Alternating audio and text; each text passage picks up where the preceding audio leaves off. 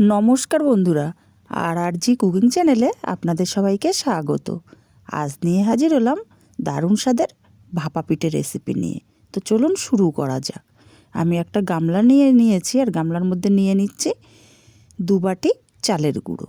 এটা বাজার থেকে কেনা। একটা বাটির মধ্যে আমি দিয়ে দিচ্ছি স্বাদ মতো লবণ আর দেব বেশ কিছুটা জল। এবার লবণটা আমি খুব ভালো করে গুলে নেব, একদম যেন জলের সঙ্গে মিশে যায় সেভাবে গুলে নিতে হবে। লবণটা আমার গুলে গেছে। এবার আমি চালের গুঁড়োর মধ্যে অল্প অল্প এই লবণ জল মেশানো জল দেব আর মেখে নেব।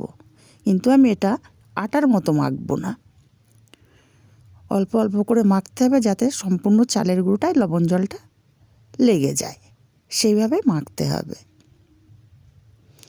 আমি সম্পূর্ণ জলটাই দিয়ে দেব অল্প অল্প করে, কিন্তু একেবারে আমি জলটা দিলাম না। এভাবে মেখে নেব যেন চালের গুঁড়ো যেটা দলা পাকিয়ে গেছে সেই দলাগুলোও হাত দিয়ে ভেঙে ভেঙে দিতে হবে। চালের গুঁড়োটা শুকনো থাকবে অথচ একটু ভেজা ভেজা হবে, এইভাবে মাখতে হবে। আর দলাগুলো আমি খুব ভালো করে ভেঙে দিচ্ছি। দেখুন ভেঙে দেওয়া হয়ে গেছে। 20 মিনিট রেস্ট রেখে দেব। 20 মিনিট হয়ে গেছে। আমি এখন একটা বড় চালনি নিয়েছি।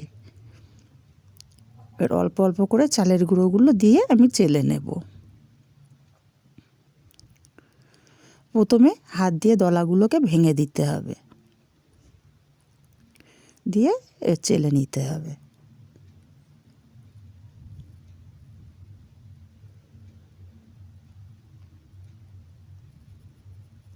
এইভাবে আমি সব চালের গুঁড়োগুলো চেলে নেব। আর যেগুলো দলা পাকানো সেগুলো আমি আলাদা রেখে দিয়েছি। চালের গুঁড়োগুলো চেলে নেওয়া হয়ে গেছে। আর এখানে নিয়েছি আমি নারকেল কোড়া। এবার একটা ছোট বাটি নিয়েছি। বাটির মধ্যে আমি চালের গুঁড়ো দেব, হাত দিয়ে চেপে চেপে দেব। যেমন আমরা ছোটোবেলায় মাটি দিয়ে খেলতাম, গ্লাস বাটি, ঠিক ওইভাবে আমি অর্ধেকটা চালের গুঁড়ো চেপে চেপে দিয়েছি। আর উপর থেকে দিয়ে দিচ্ছি নারকেল কোড়া। নারকেল কোড়াটাও চালের গুঁড়োর সমানে সমানে ভালো করে ছড়িয়ে দিতে হবে। আর তার উপরে আমি দিয়ে দেব কিছুটা গুড়।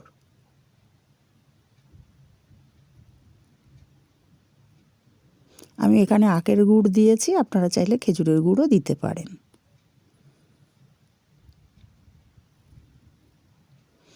গুড়টাও ভালো করে ছড়িয়ে দিলাম। আবারও ওপর থেকে আমি কিছুটা ভেজা চালের গুঁড়ো নিয়ে নিচ্ছি আর হাত দিয়ে ভালো করে চেপে চেপে দেব, যেন বাটিটা টাইট হয়। সেইভাবে ভালো করে চেপে চেপে দিয়েছি। বাটিটা আমার তৈরি হয়ে গেল। দেখুন কত সুন্দর লাগছে। এবার একটা সাদা কাপড়ে আমি মুড়ে দিচ্ছি। আর আমি আগে থেকে একটা হাঁড়িতে জল গরম বসিয়েছিলাম, জলটা ফুটতে শুরু করেছে। এরকম একটা ছিদ্রযুক্ত থালা নিয়েছি। থালার উপরে আমি একটা করে পিঠে দিয়ে দেব। আর দেওয়ার আগে কিন্তু বাটিটা ট্যাপ করে নিতে হবে যাতে বাটিটা খুলে যায়। দেখুন আমি পেছন থেকে ট্যাপ করে নিয়েছিলাম, খুলে গেল।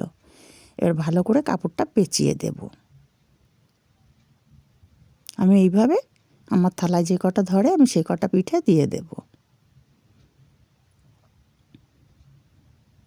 দেখুন কত সহজে উঠে যাচ্ছে ট্যাপ করে দেওয়াতে। আর পিঠেগুলোও কিন্তু ভেঙে যাচ্ছে না।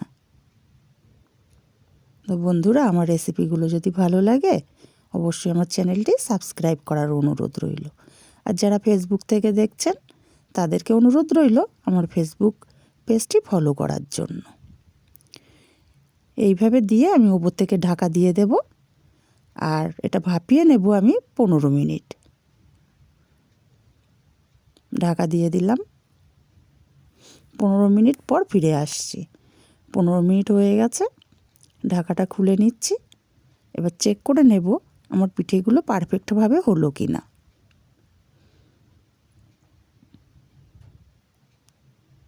হ্যাঁ, আমার পিঠেগুলো হয়ে গেছে।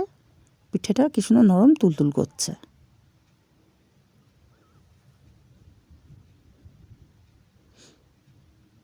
হাত দিয়ে চাপলেই বোঝা যায়। এবার আমি পিঠেগুলো নামিয়ে নেব।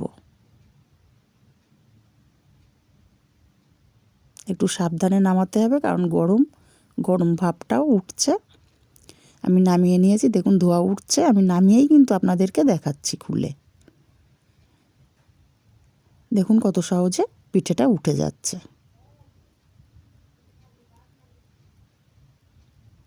বাটির মধ্যে কত সহজে ভাপা পিঠে করা যায়, আর খেতেও কিন্তু অসাধারণ লাগে এই পিঠেগুলো।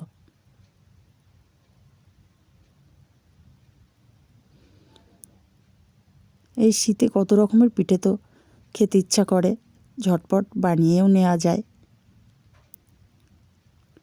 যখনই খেতে মন চাইবে ঝটপট বানিয়ে নিয়ে খাওয়া যায় সুন্দর, আর অন্য কিছু লাগেও না। আমি একটা ভেঙে আপনাদেরকে দেখিয়ে দিচ্ছি। দেখুন ভেতরে নারকেল আর গুড় পুড়ে ভর্তি। যদি ভালো লাগে আমার রেসিপিগুলো, আপনার বন্ধু বান্ধব বা কাছের আত্মীয় স্বজনদের কাছে শেয়ার করবেন, আর একটি লাইক ও কমেন্ট করবেন কেমন লাগলো।